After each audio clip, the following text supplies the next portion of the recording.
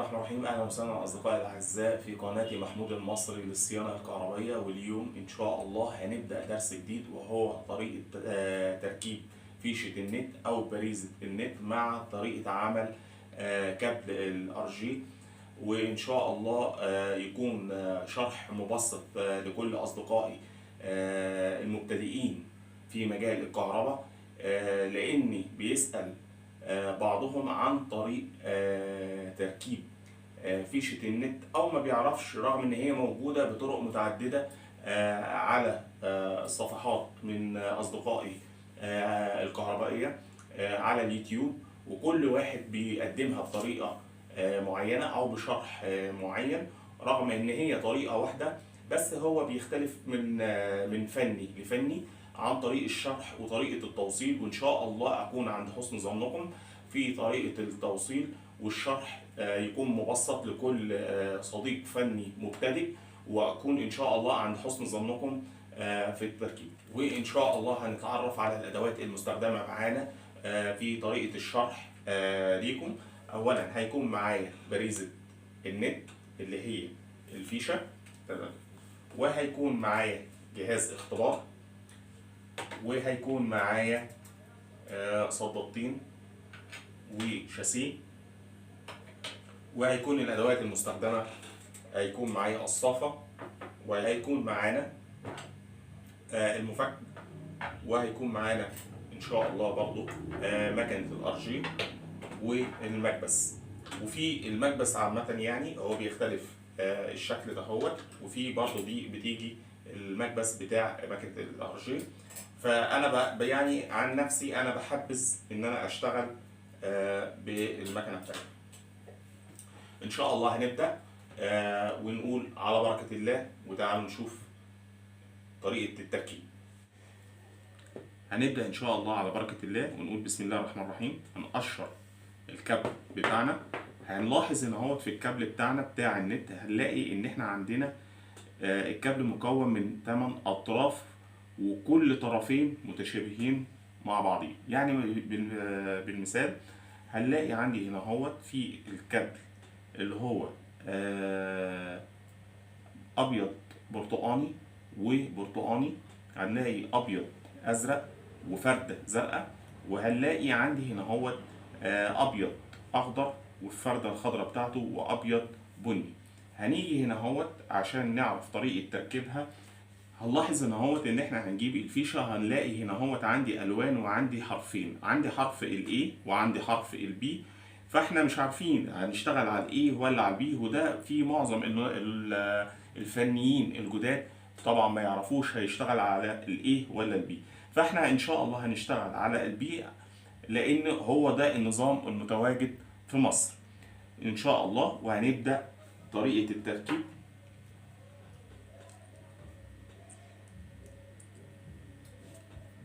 الله ماشي. هفك اللقمه بتاعتي بالشكل ده اهوت، تمام. هلاحظ ان اهوت عندي في كفر بلاستيك اللي هو بيكبس على السلك. هشيله بالراحه،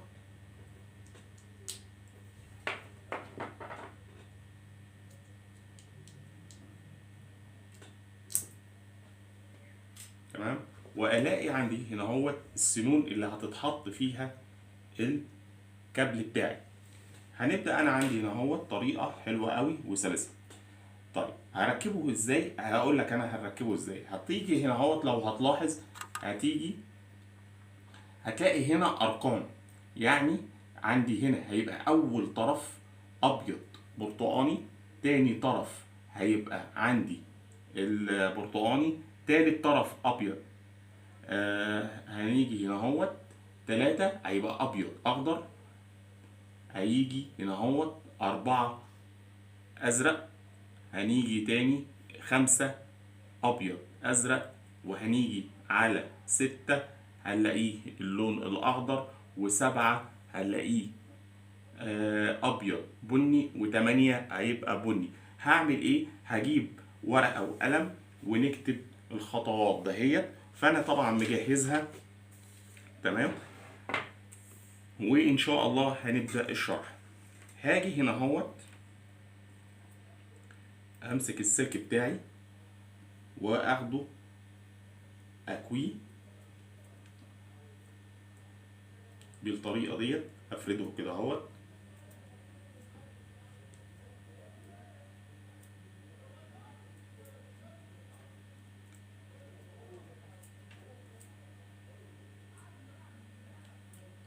هيبقى عندي بالشكل الموجود. ان شاء الله هنبدأ طريقة تركيب كابل للنت زي ما هو موضح لحضراتكم في الشاشة، ترتيب الالوان.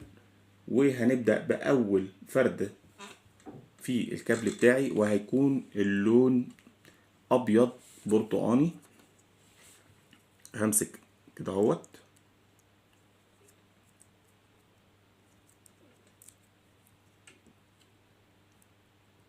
واعمل كده،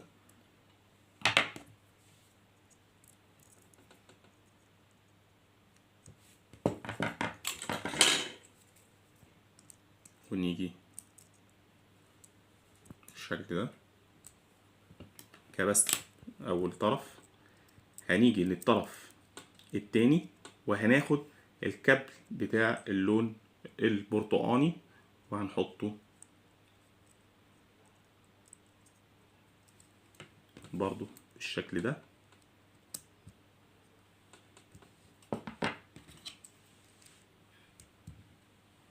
ونروح كابسين التالت، وهيكون اللون بتاعه ابيض اخضر. وهنيجي كده اهوت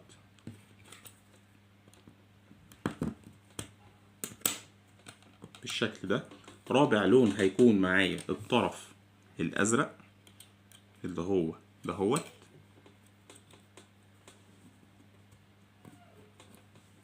وهاخده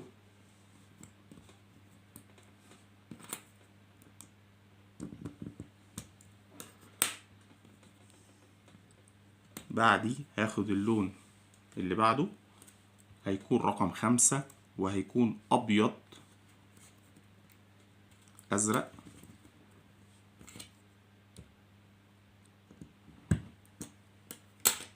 بعد كده هناخد اللون رقم 6 وهيكون اللون الاخضر.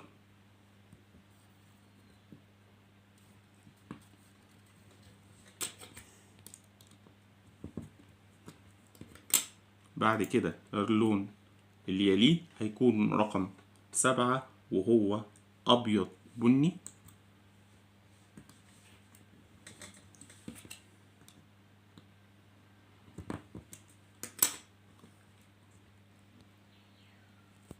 وبكده هنكون معانا اخر لون وهو هيكون اللون البني. وهاجي بالطريقة دي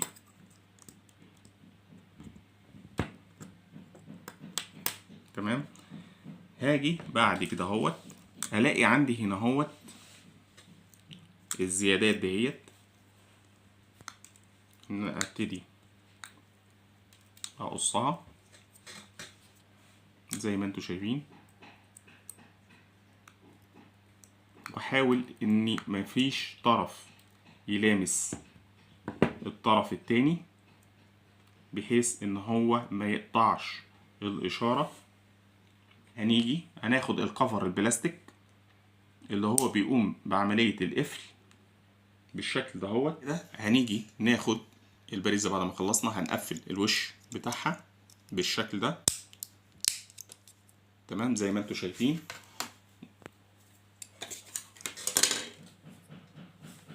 زي ما انتوا شايفين اللي هو الشكل ده. هو بعد ما احنا عملناها هنقفلها في الوش بتاعتها بالشكل ده.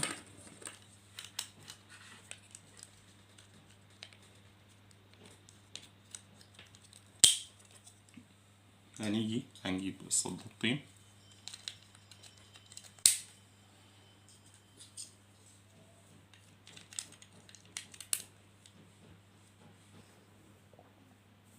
وبعد كده بعد ما خلصنا ان شاء الله هنروح جايبين الوش بتاعنا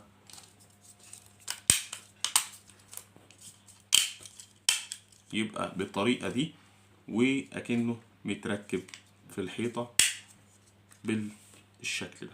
ان شاء الله دلوقتي النهاية بتاعته واللي هي المفروض تكون في بواط احنا بنعمله تجميع كنظام سنترال، بجمع فيه كل الخطوط الخاصة بالنت والدش والتليفون، كله ده بجمعه في بواط خاص.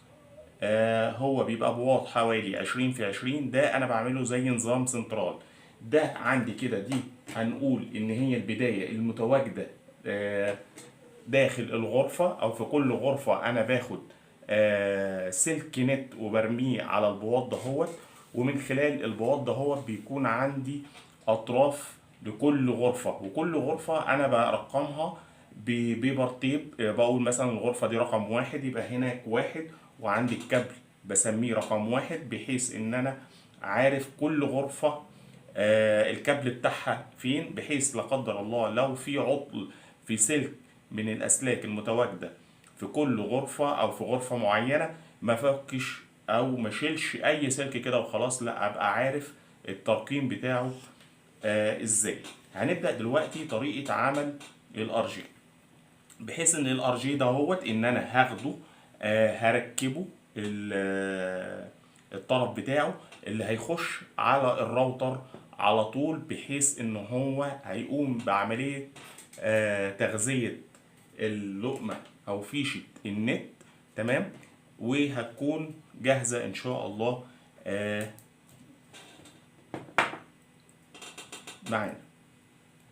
هنيجي هنا اهوت نفس الخطوات ونفس الطريقة بالظبط زي ما انا عملت نفس الترتيب، برضه هاجي نفس الترتيب. بس هنا خلي بالك بقى يا استاذ العزيز، حضرتك انت مش هتمسك بالمنظر ده لما تيجي تركب، مش هيبقى بالطريقه ديت، او مش بيبقى بالشكل ده، مش هركبها بالطريقه ديت عشان ما تقعش في الغلط دهوت. هتيجي تعمل ايه حضرتك؟ هتروح قالب الار جي بالطريقه دهيت بالشكل ده، يعني هتخلي الشفه دهيت تمام معكوسه تبقى لتحت. تمام، هنيجي كده اهوت، هنيجي هنعمل ايه؟ طريقة حلوة ومبسطة. هنيجي هنمسك السلك ده كده هنكويه. أول حاجة احنا قلنا عندنا في الورقة إن هو أبيض برتقاني، تاني لون اللي هو اللون البرتقاني، تالت لون احنا قلنا وذكرناه هيكون اللون الأبيض أخضر. أهم التلاتة كده جنب بعض بمسكهم بالطريقة ديت. تمام، ورابع لون هيكون إن شاء الله الأزرق.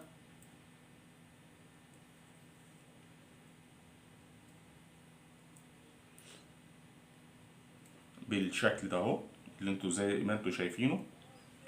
وهنيجي بعد كده خامس لون اللي هو الابيض ازرق بالشكل ده اهو. وهنيجي بعد كده رقم 6 هيكون اللون الاخضر، وهيكون رقم 7 هيكون ابيض بني، واخر لون هيكون معايا اللون البني. هنمسكهم بالطريقه دي، نحاول ان احنا نكويهم كويس بالشكل ده. ومش هيكون برضو معايا نفس الطول دوت، تراعي ان لازم ان الجزء بتاع الكابل ده ما يكونش ظاهر وما يكونش برضو في نفس الوقت طويل. هنقص الاطراف الزيادة زي ما قلت لك. هنجيب احنا الار جي بتاعنا، مش هيبقى كده كده، هيبقى غلط. هضطر ان انا لازم اقلبه بالشكل ده، لازم اقلبه بالشكل ده. هاجي هنا اهوت واحدة واحدة، واروح مدخل الاطراف بتاعتي بالشكل ده اهو بالشكل ده. واحنا دلوقتي لازم نتأكد قبل ما نكبس بالمكبس. هنشوف الالوان بتاعتنا ونراجع عليها مرة تانية، على وعسى ان ممكن يكون في طرف متركب مكان طرف، في الحالة ديت مش هيجيب معاك اشارة. هنيجي دلوقتي هنقول الترتيب تاني: ابيض برتقاني، برتقاني رقم 2، 3 اخضر ابيض، 4 ازرق، 5 ابيض ازرق، 6 اللون الاخضر، 7 ابيض بني، 8 هيكون اللون البني. انا خلاص كده اتاكدت ان الحمد لله ان الار جي بتاعي تمام. انا معايا مكنه الار جي تمام زي ما انتم شايفين. المكبس بتاعي باجي بقى بالشكل دهوت، واروح مدخل. وقبل ما اكبس لازم ما يكونش العزل بتاعي عريان، لازم يبقى بالشكل دهوت تمام. وهاخد بعضي اكبس كبسة تانية.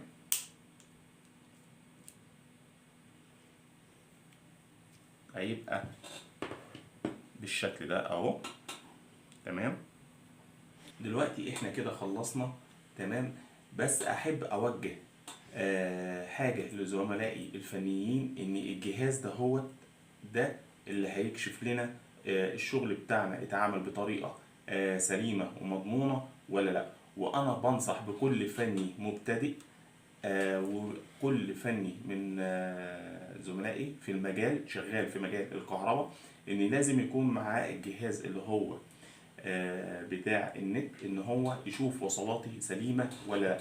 لاني لازم قبل ما امشي من عند العميل اتاكد من كل حاجه انا بعملها جوه الشقه. دلوقتي انا بعمل ايه؟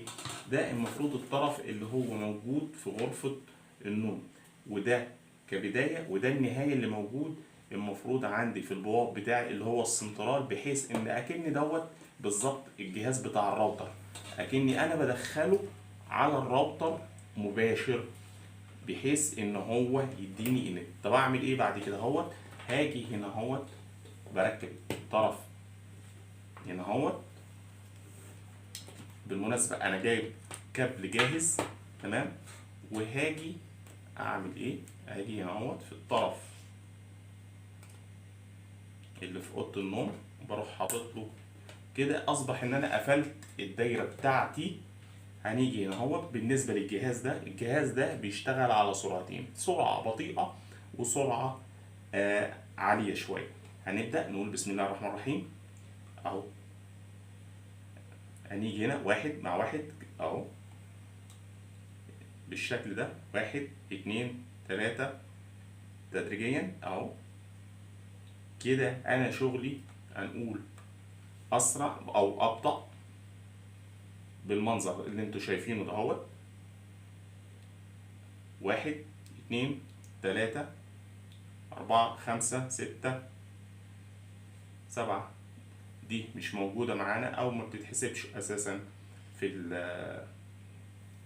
التوصيلة، لكن 8 بالمنظر ده كده. ده السرعة البطيئة. بالنسبة للسرعة السريعة بالمنظر اللي انتوا شايفينه ده. برضو ملحوظة ان انا فايدة الجهاز ده ان هو بيأكد لي شغلي، ان انا باخد طرف بروح بيه عند البواب بتاعي اللي هو السنترال بتاعي اللي انا مجمع كل شغلي عليه. ببقى ماسكه انا، وبيبقى معايا زميل فني او مساعد انا بديله الطرف التاني، وفي نفس اللحظة هو بيبلغني بقراءة العداد اللي هو اللمبات الليد اللي انتوا شايفينها. لما بيجي بيقول لي 1 2 3 ببقى انا مركز معاه تمام. لو في لمبه من دول ان هي ما نورتش، معنى كده ان السلك بتاعي فيه عطل، وفي اللحظه ديت لازم افك واشوف انهي واحد بالظبط. يعني مثلا على سبيل المثال لو قال لي رقم 1 او 2 او 3، برجع هنا بشوف لا اما عندي في الفيشه بتاعه غرفه النوم اللي انا حطيتها، او احتمال يكون لو هنا التوصيل سليم في الكبس بتاعي هيكون تمام. هنرجع لمرجوعنا تاني ونقول ادام هنا كل حاجاتي سليمه، هرجع للنهايه بتاعتي اللي هي بتاعه الارجيل. ممكن يكون في وانا بركب ما خدتش بالي فردة سلك اتنقلت مكان الفردة التانية، وفي الحالة ديت هيعمل معايا الكب بطريقة عكسية ومش هيجيب إشارة. واحنا كده نكون احنا خلصنا الشرح بتاعنا.